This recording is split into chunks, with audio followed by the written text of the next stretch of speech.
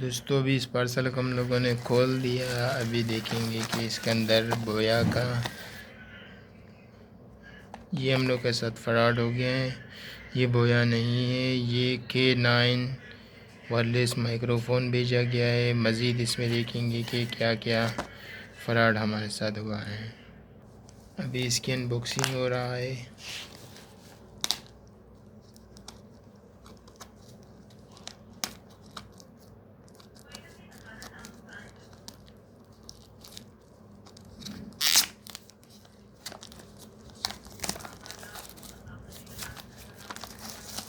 इसको हम लोगों ने अनबॉक्स किया तो इसकी साउंड क्वालिटी भी चेक करते हैं।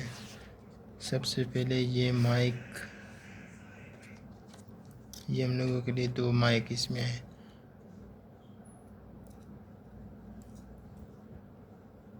मगर बात ये है कि हम लोगों से K9 का पैसा लिया गया है और हम लोगों को कि इसमें मज़ीद और कुछ नहीं दिया गया है।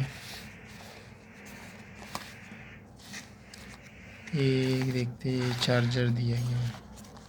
ये फ़ोम को निकालते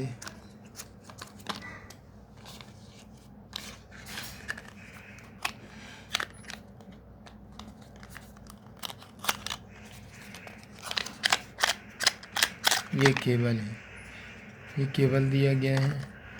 अभी इसकी वॉइस क्वालिटी आप लोगों को चेक। अस्सलाम वालेकुम।